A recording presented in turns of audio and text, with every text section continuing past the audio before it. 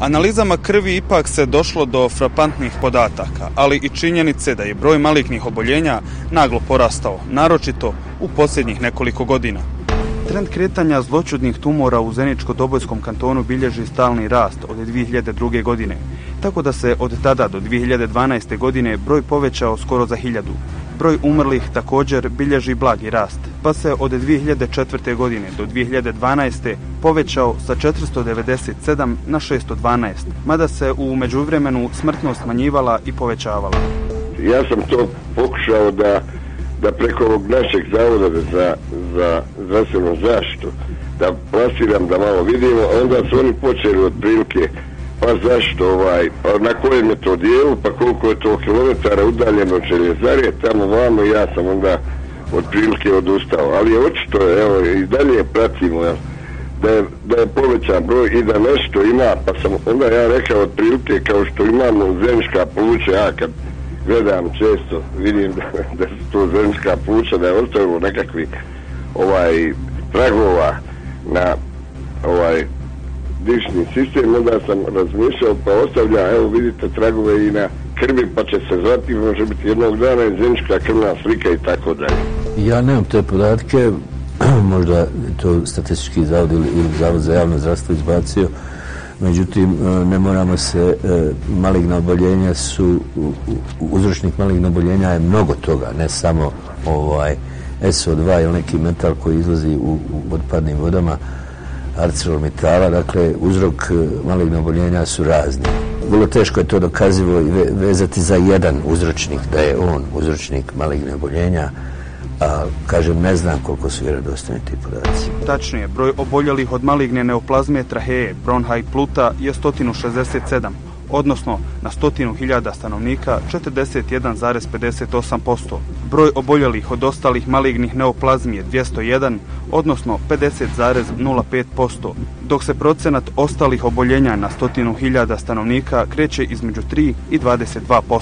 Međutim, ovo može da bude uvod u nešto što će da se označi i što ne bi bilo loše na vrijeme ispitati, znate. Jer je očito da se radi o poremećenim krvnim slikama.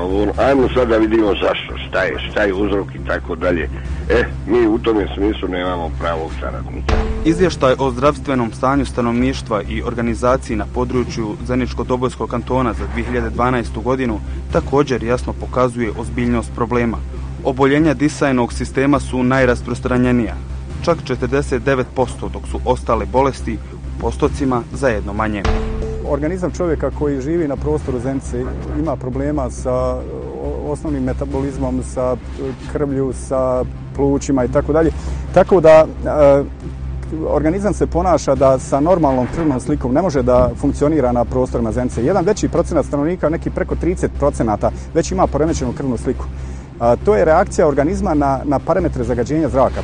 Prema tome, ako organizam reagira, onda je suvišno pričati da ovi lokalni moćnici prikrivaju istinu kad su to argumenti koji obaraju sve te skrivene njihove činjenice koje trebaju da iskažu građanima Zenice. Koliko se zagađenost zraka u Zenici može proširiti na ostale kantone i kako to uopće spriječiti? Morate biti svjesni da ArcelorMittal nije jedini zagađivač zraka u Zenici, je možda najveći industrijski pogon, najsloženiji. Kako se može proširiti?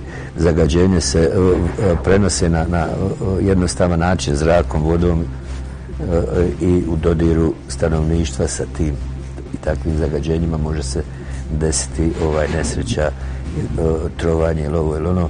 Međutim, vrlo je neizvjestan taj scenarij zagađenja na taj način. Ruža vjetrova koja je iznad Zenice nije baš toliko izražena da raznosi okolo. Naprotiv, mislim da je područje depresije i da ta zagađenja ostaju u Zenici. Mi ono što nemamo prave podatke i pravu analizu, nemamo kvalitetnu analizu tla, koliko je tlo upilo zagađenja i sad u ovome periodu ArcelorMittala, a i prije.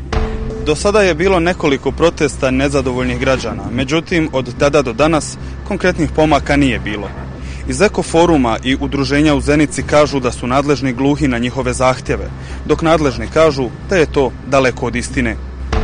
Ja lično nemam komentara i mislim da takve izjave su neozbiljne. Ja bih zamolio te ljude koji daju takve izjave da se malo ne potrude što više i sa općinom Zenica i svi zajedno da rješavamo ekološka pitanja, a ne sad da prenosimo razne dezinformacije u javnost. Postoje indicije, to je sumnje, da načelnik općine barata sa kompletnom informacijom po pitanju zagađenja Zenice.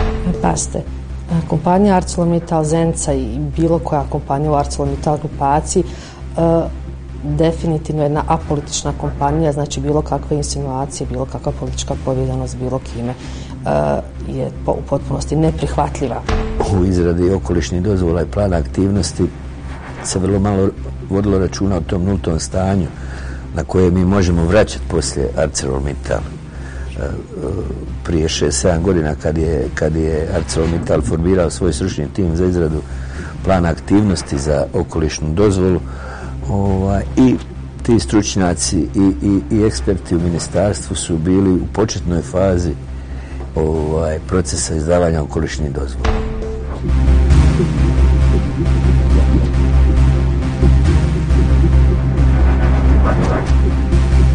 Zbog prevelike zagađenosti Zenice u posljednje vrijeme su se pojavili navodi kako bi UEFA mogla zabraniti odigravanje utakmica reprezentacije Bosne i Hercegovine u Zenici. Dok jedni smatraju da je to vrlo ozbiljna stvar, drugi ipak smatraju da je to nemoguće. Ja sam već jednom rekla, mi smo fabrika u kojoj je integralna proizvodnja čelika. Nemoguće je ugasiti sva postrojenja iz bilo kojeg razloga, pa i vis-a-vis, znači UEFA-inog dolaska i odigravanja reprezentativnih utakmica. Znači naša postrojenja radi kontinuirano, to je jedna kontinuirana 24-satna proizvodnja 7 dana u sedmici, tako da znači nema govora o nekom gašenju postrojenja. Svako priča svoju priču. Ja mislim da je moguće zaustaviti kompletnu proizvodnju u bilo kojoj firmi, a ne samo to je tehničko pitanje i tako da to je sve poznato u osnovnim udžbenicima iz proizvodnje sirovog gvožđa i čelika. Prema tome, ja ono što sam vidio, bio sam lično prisutan gore, mislim da je gospodin Platini izmanipulisan i preporučam Safetu Sušiću i Nogometnom savezu Bosne i Hercegovine da pripreme obave tamo gdje ima čistog zraka. U Zenici ga Boga mi neće naći. Mislim da će to biti jedan od preduslova da reprezentacija obavi kvalitetne pripreme i da postigne što bolji rezultat u Brazilu 2014. Ja mislim da lično da ekološka situacija u Zenici nema veze sa odigravanjem utakmica u Zenici. Ja osjećam da postoje neki lobiji, vjerojatno u Sarajevu, da se više utakmice Bosne i Hercegovine ne igraju u Zenici, već da se premjesti najvjerojatnije u Sarajevo i onda je pitanje da ćemo više ikad učestvovati ili evropskom ili svjetskom prvenstvu. Ma nije to problem, problem je ovdje u pitanju pripreme reprezentacije. Ovdje se brkaju neke stvari. Oni oni emitiraju iz Zenice taj neki antagonizam između Sarajeva i Zenice. Apsolutno nema potrebe za tim i da vam kažem jednu stvar, načelnik vješto manipulira ovdje sa emocijama građana i navijača reprezentacije Bosne i Hercegovine u smislu i u kontekstu dobijanja nekakvih povoljnih aranžmana financijskih za rekonstrukciju, izgradnju, povećanje kapaciteta stadiona Bilno polje. Ali to je jedan vješti manipulator koji mislim građani će morati prepoznati prije ili kasnije, ali eto, bit će prilike na nekim sljedećim izborima. Dugogodišnja kriza i otvoreno gunđanje na relaciji Mittal, Zeničani, općina nastavit će se prema svim prilikama još dugi niz godina. S obzirom na to da niko ni za koga nema razumijevanja, a međusobna zategnutost odnosa situaciju stvara dodatno nerješivom.